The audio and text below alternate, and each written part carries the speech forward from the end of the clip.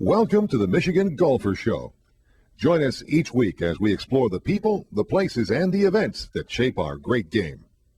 Hi, I'm Jack Berry, and I'm at the Michigan Golf Hall of Fame with one of the Hall of Famers, Randy Erskine, longtime golf professional. He was a pretty good player as an amateur, too, and he's won about everything that there is to win in Michigan, and he's won it more than once.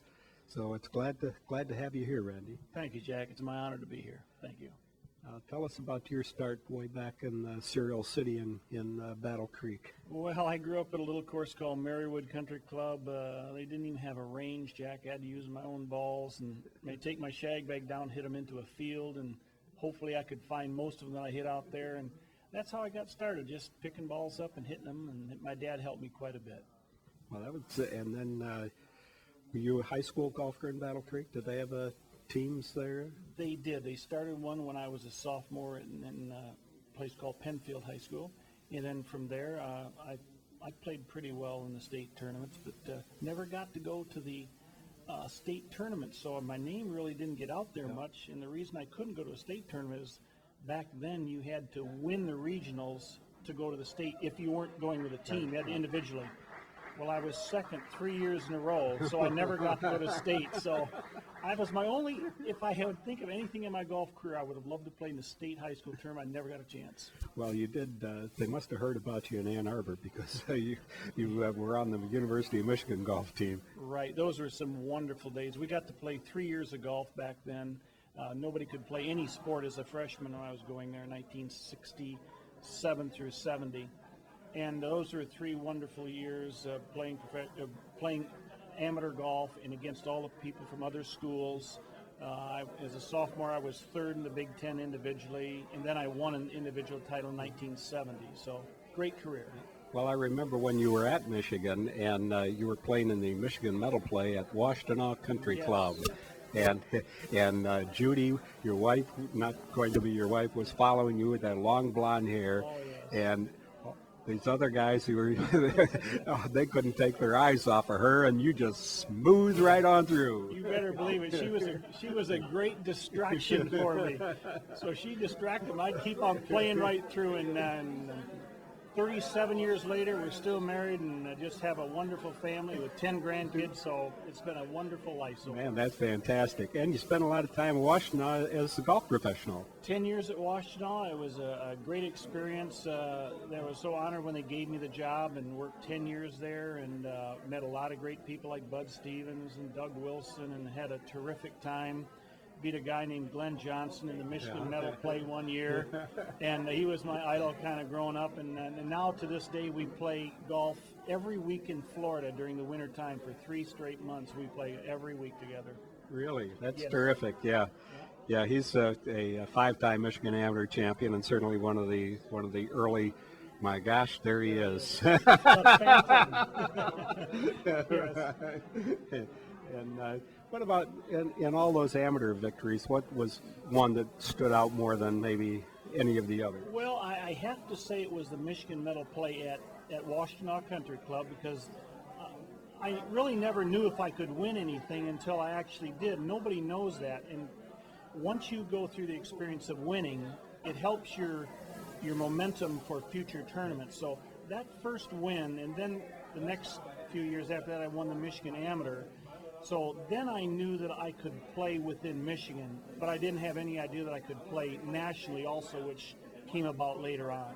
Well, how did that happen? And then you spent some years on the tour and a pretty good time out there. Yeah, that was back when, well, everybody can say the same thing. Back when we didn't play for a great deal of money back then, so it was kind of hard to stay out there.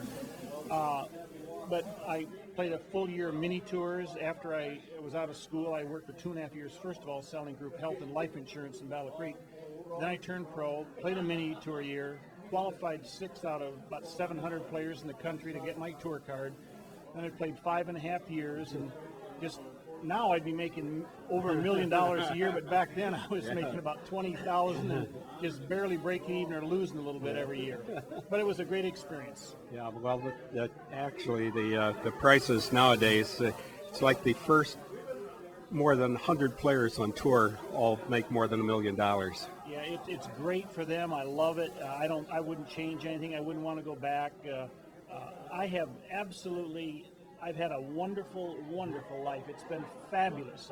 Well, you've played so well here in Michigan, winning the Michigan Open, winning the PGA Championship. What was some of those years like? I remember you were one of the first years up on the Bear that you won up there.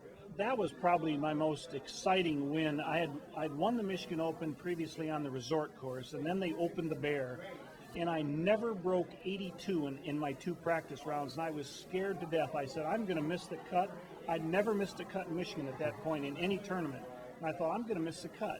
Well, we did play a Pro-Am that Sunday, I think, and I finally shot 75, but I'd been playing the back tees, which we didn't play in the tournament. So once I got used to the normal tees, and I won the tournament at 2 or 3 over par, and that was a great score back then because I think I won by 1 over Ken Allard. So to win at the Bear was very exciting. And then another thing was exciting. Jack Nicklaus wrote me a letter congratulating me, Randy, and good going at the Bear, and great win. Well, that's terrific.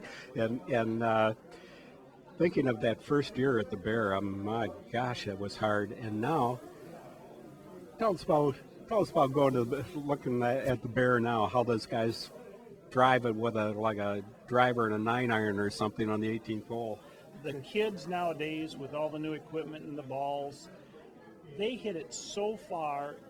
I'm used to it, but it still amazes me how far they can hit it.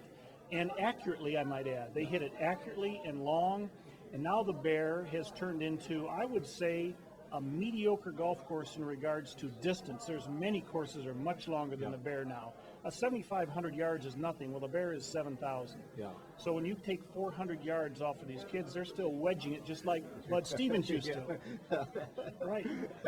Yeah, it definitely has changed. Now, you've been at Great Oaks as the golf professional there for a while. How long has that been? This is my 18th year. I'll be finishing up my 18th year soon. Looking forward to another good year.